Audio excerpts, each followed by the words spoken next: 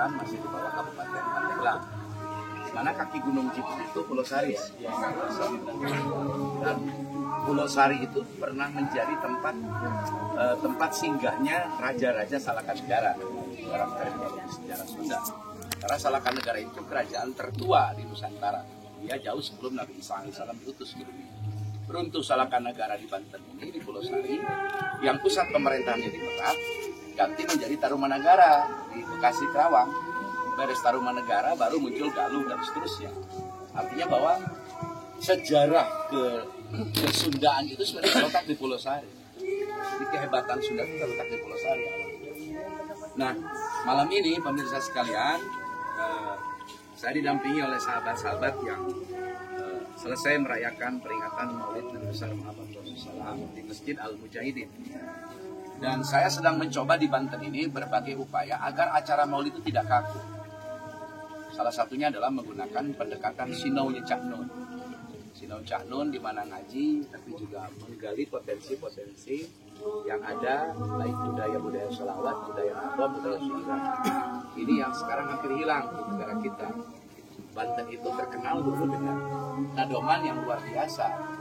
Sehingga nadoman Banten dipakai alat untuk mengiringi bacaan debus, Al-Madad misalnya. Padahal Al-Madad itu ada syiiran. Al-Madad itu syiiran kan Heru? Al-Madad, Al-Madad, Al-Madad ya Rasulullah. Di Banten itu dikenal jauh sebelum kita kenal sholawat. Ada tradisi itu. Nah, saya ingin mendengar ungkapan tokoh pemuda di tempat ini untuk pemirsa yang menonton Kabar Pesantren Indonesia yang saya kelola channelnya, dari Kang Dadan. Kira-kira Kang Dadan merespon acara tadi Maulid dengan metode agak berbeda tentunya dengan Maulid tahun sebelumnya. Apa yang diperoleh Kang Dadan dari acara meskipun kondisi saya tidak fit? Monggo Kang Dadan. Pasal 3, Persatuan Indonesia. Pasal 3 Persatuan Indonesia. Jadi Indonesia banget tadi. Ya? Indonesia. Jadi tidak Arab banget ya. Mempersatukan berbagai kelompok ideologi, kelompok pemahaman, kelompok organisasi. Ya. Islam Indonesia. Subhanallah. Keren. Keren ya, keren. Apalagi kalau tempatnya memungkinkan dengan sainson yang memungkinkan. Cuman mohon maaf itu. Ya. Karena memang tempat. Halaman masjidnya nggak punya ya. Tapi kita terhibur dengan tempat yang sempit. Ada si hakim di ujung. Itu yang luar biasa. Itu yang luar biasa pemirsa. Jadi di Banten ini pemirsa biasanya Maulid itu cenderung selawat, kemudian cenderung ceramah monolog. Tidak ada pengembangan atau istifadah metodologi ceramah. Nah, saya hadir di Banten karena saya tertarik dengan pesan Abu Uci sebelum meninggal ke saya. Beliau mengatakan udah ditinggalkan kuliah Banten. Yang kedua kemarin Habib Umar, tolong Banten antum jangan tinggal terus galang para mujahid di Banten dengan pendekatan yang sangat humanis. Itu pesan beliau ke saya kemarin. Maka saya mencoba di Banten, di beberapa tempat sudah saya coba dengan metode seperti tadi. Ceramah itu kayak ngobrol. Kenapa? Karena saya ingin ini loh. Jangan ada kesan mau balik datang sehebat apapun, kemudian kiai setempat tidak dihormati gitu. Ini kan bahaya nih, Rob. Bahaya. Datang kiai dari luar yang kita tidak kenal asal usulnya, kemudian menghabisi wibawa ulama setempat. Ini kan bahaya juga gitu dalam terminologi sosial ya, berbahaya. Nah itu yang saya sedang coba. Malam ini juga pemirsa ada Ki Sunda dari Labuan yang mengikuti acara ini dan sudah ketemu saya 2 kali. Kang cik muludan di Banten tiba heula nepi ka ayeuna cek Akang aya teu nu kedah ditingkatkeun diperbaiki acarana sok Akang sok Kang Sunda. Saya tadi melihat biasanya acara muludan itu dengan memanggil ceramah dari luar api-api curug mengacung takbir. Tapi tadi saya melihat Kang Dadan ketawa sudah cukup. Ini Indonesia aman. Ini Kang Dadan ketawa Indonesia sudah aman. Kang Dadan melihat Miftah yang ngetop di YouTube keras. Tadi saya melihat Kang Dadan ketawa itu sudah Indonesia aman. Indonesia aman. Artinya bahwa Kang Dadan jangan-jangan punya sandi terhadap Indonesia gitu loh. Jadi pemirsa di sini tuh kumpulan manusia-manusia yang sesungguhnya kurang jelas sebenarnya. Mereka tidak punya kekuasaan yang kuat, tetapi berhubung dengan kekuasaan yang kuat gitu loh. Sehingga agak sedikit sensi juga sebenarnya. Cuma karena saya hadir tampil sebagai sahabat Dadan, sebagai sahabat Budi, sebagai sahabat Bustami dan para kiai, sehingga tidak menjadi kaku acara tersebut. Saya lebih banyak melihat Kang Dadan daripada ke Betul. ini. Ya, karena beliau badan analisis. Yang apabila acara beliau sudah tersenyum berarti sukses dalam perspektif Tapi Indonesia. beliau juga sekarang itu jadi anggota saya. Masya Di Allah. perdamaian. Siap, Saya Ketua. ketuanya di Bandung. Siap. Masya Allah. Ini anggota saya. Pemirsa di sebelah saya juga ada. Saya minta komentar Akang Lamina Saha. Opat Badak, Kang Opat Badak. Itu bukan nama asli. Ini yang di akun Facebook yang Opat Badak ini orangnya. Mungkin karena badaknya cuma 4 atau percula 4. Kang, melihat Muludan di Banten apa yang harus ditingkatkan, Kang? Dari acara ya. Bukan ritual, bukan bacaan, bukan marhaba, bukan tawasul. Yang mesti dikreat dinamisasi acara Maulid di Banten. Saya kira acara malam ini yang disampaikan Nita ini mengena gitu. Mengena di sini artinya bahasanya sederhana dan mudah dipahami oleh yang hadir gitu. Jadi bahasanya tidak terlalu tidak tinggi lah gitu. Jadi yang hadir juga mampu memahami dan menyerap apa yang disampaikan. Jadi amat sederhana ya. Sebenarnya sederhana ya, hanya metodologi aja yang agak kerenan dikit lah gitu. Dan memang itu ciri khas mubalik yang kurang ilmu sebenarnya. Jadi kalau mubalik seperti saya yang kurang ilmu, mesti banyak lompatan metodologi dan cara menyembunyikan ketidaktahuan terhadap ilmu sebenarnya. Kalau terlalu tinggi juga yang hadir kasihan. Karena memang nggak bisa mubaliknya juga gitu loh. Kapan? Pemirsa, di hadapan saya juga ada sepupu saya, keluarga pesantren Bani Salim, Dinda atau Ailah. Ini juga luar biasa, salah satu aktivis di Banten dari kubu pesantren yang intens memperhatikan gerakan-gerakan sosial, keagamaan, termasuk budaya di Banten. Adinda Ato kira-kira melihat bukan hanya malam ini ya, potret-potret Mauludan di Banten. Apa yang hebatnya, apa yang unggul mesti dipertahankan, apa yang mesti ditingkatkan, apa dievaluasi. Yang penting pertama adalah menjaga persatuan. Yang kedua, bagaimana pesan-pesan moral yang bisa disampaikan dan bisa diterima oleh para pendengar, para mustami tadi tadi dikemas dengan cara-cara yang lebih santun, lebih bermakna. Tapi yang terpenting kegiatan malam ini ada karakter tersendiri, bahwa kegiatan-kegiatan dalam tanda kutip mungkin seremoni, tetapi ternyata inilah sebenarnya masyarakat kita butuh warna-warna baru, tetapi pesannya juga nyampe. Mudah-mudahan ke depan Monting gitu nan HP na taga bawa. kegiatan kepada masyarakat komunikasi yang lebih bisa mendalam lagi dengan tanpa membunuh karakter-karakter keilmuan dan sumber-sumber ilmu di lokal kita. Subhanallah. Nun Adinda Ato, sebelum nanti saya jelasin sedikit tentang metodologi, saya jujur saya terobsesi ketika membaca kisah Nuaiman. Nuaiman itu sahabat Rasul, hidup di zaman Rasul yang tanda petik agak nakal. Tapi nakal Rasulullah terhibur, sehingga geraham Rasul ketika tersenyum hanya satu kali terlihat gerahamnya saat Nuaiman menghibur Rasulullah dengan cara yang santun tentu saja. Tapi sebelum itu pemirsa, ada sahabat saya Kang Erul. Erul ini salah satu tokoh partai. Saya tahu betul beliau cinta berat terhadap Ibu Iti gitu. Karena memang Ibu Iti ketua salah satu partai di Provinsi Banten. Dan Mas Erul ini sering ketemu saya, baik di media sosial maupun di kursi darat. Kang Erul, bicara Banten nih, saya melihat fenomena di Banten itu dulu di Baros, di Serang, Gayam, saya nggak tahu ke wilayah Labuan. Mauludnya di Karnapal gitu loh, berkat di Jampanaa dan lain-lain. Nah, kalau itu tidak terwujud, acara itu tidak terwujud, kegiatan masa lalu itu tidak terulang karena alasan ekonomi, alasan budaya, modern saja dan lain-lain, maka tumpuan harapannya adalah pada acara puncak pengajian. Kira-kira Kak Erul melihat budaya Banten ini akan terus bertahan atau tidak, atau memang perlu ada lompatan-lompatan lain di Banten ini? Terima kasih. Assalamualaikum warahmatullahi wabarakatuh. Mengenai perjalanan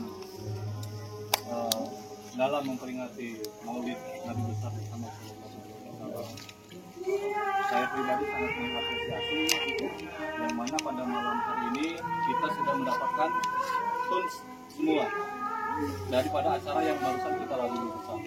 Alhamdulillah Abah Kiai sudah berumpahan, sudah menyempatkan waktunya hadir di tengah-tengah kita guna memperingati peringatan Maulid Nabi besar Nabi Muhammad SAW.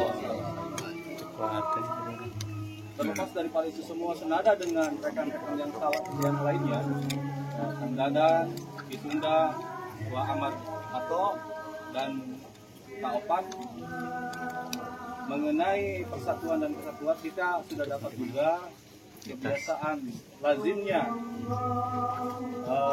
dalam acara memperingati Maulid Nabi besar itu sudah kita dapat semuanya. Cuman harapan saya di sini mungkin Abah, bagaimanapun sejarah tentang kemaulidan ini harus tetap kita jaga bersama, karena jangan sampai lekang oleh waktu. Sejarah mengenai perjalanan kelahiran Nabi kita sampai dengan diangkatnya menjadi Rasul sampai dengan wafatnya itu jangan sampai terputus. Demikian. Baik, terima kasih. Sebelum diakhiri, anak-anak muda yang di belakang ada yang mau tanya nggak ke bapak-bapak? Karena tidak mungkin tadi di panggung dimulai semua. Yo, Pak Guru, silakan atau siapa saja lah. Yang perempuan. Hitung, ayo adik-adik perempuan. Ini hitung evaluasi aja. Ya, silakan adik. Waalaikumsalam warahmatullahi wabarakatuh. Iya, iya kan. Ada rasa ingin balik lagi.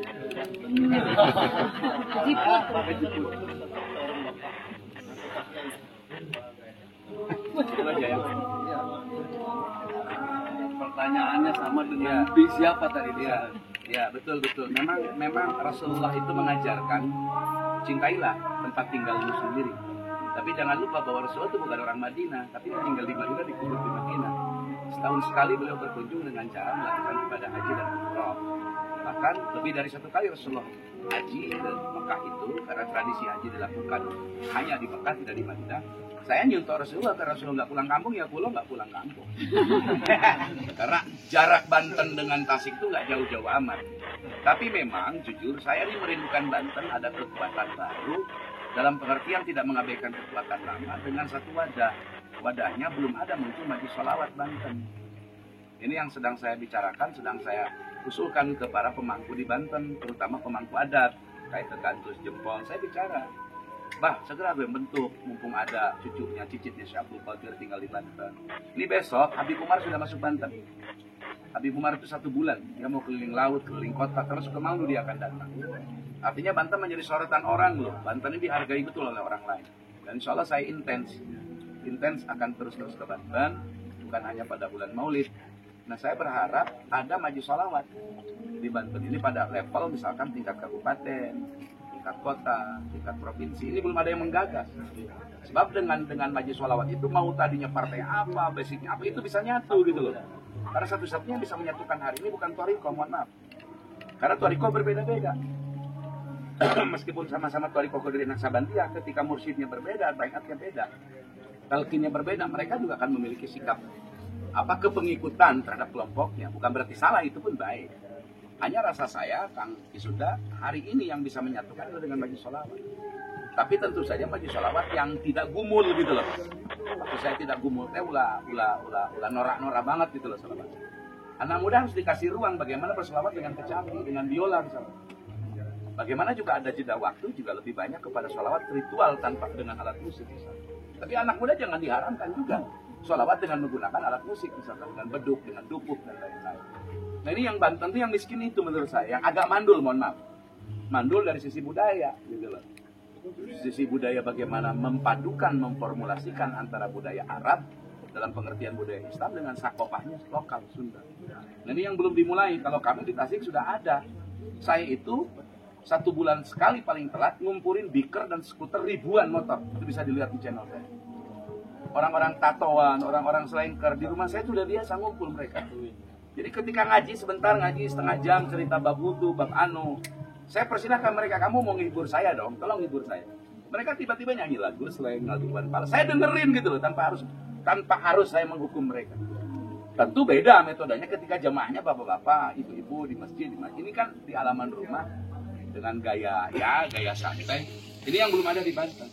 Padahal di Banten kita punya golagong yang intens ngurus teman-teman teater, misalkan teman-teman penulis. Ini yang harus kita dorong terus kawan-kawan semua. Mudah-mudahan berangkat dari Ciput ini satu ketika nanti, meskipun ini baru cita-cita, saya siap turun ke Banten kalau ada forum-forum itu. Saya kepengen 2 bulan sekali, sebulan sekali turun. Kami itu bikin apa? Gerakan bikar subuhan, seputar ngaji, luar biasa di Tasik itu. Dan Tasik, kata orang katanya radikal. Padahal kalau Anda berkenalan dengan orang Tasik, tahu budaya Tasik, mereka tuh bukan radikal. Mereka tuh mampu menyuarakan kebenaran dengan cara mereka sendiri. Tapi ketika Anda bergaul, mereka tuh santun dan sangat humanis. Sangat sopan. Jeksa orang Tasik galas, boh. Geus diteuleumana bararager gitu loh. Bararager, galak kene orang Banten gitu loh. Lamun bicara dari sisi itu yang saya kepengen di Banten nih, ego ini dikurangin gitu. Ego Jawara ulah ego ku Jawara, nah kiai ulah ego ku kiai, nah gitu. Padahal simbol ulama di luar Banten teh luhur, barang diteuleman kajur, ih kumaha jiga bangkrok amat di kayaan. Nah itu yang saya sedih melihat Banten sekarang. Ketika ada kiai sepuh misalkan berbeda pendapat dengan kebanyakan masyarakat dihina, dicaci, itu kan prihatin buat saya. Saya baru dengar kemarin Abu Yamu tadi memuji saya. Aing nanti udah ngomong gitu. Asup ke dia.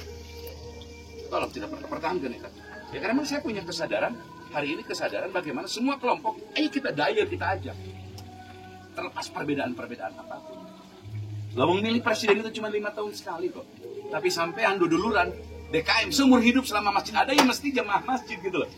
Jokowi kan cuma 10 tahun. Misalkan besok lusa Puan juga paling 5 tahun 10 tahun. Kalau misalkan Puan. Kalau saya sih maunya Sule jadi presiden gitu loh. Kalau saya gitu loh. Itu barangkali deh. Saya bukan tidak mau pulang ke Banten, tapi mungkin rasanya butuh waktu banyak. Saya kalau di Banten takut kesepian. Di Salsikma saya tidak pernah kesepian. Kenapa?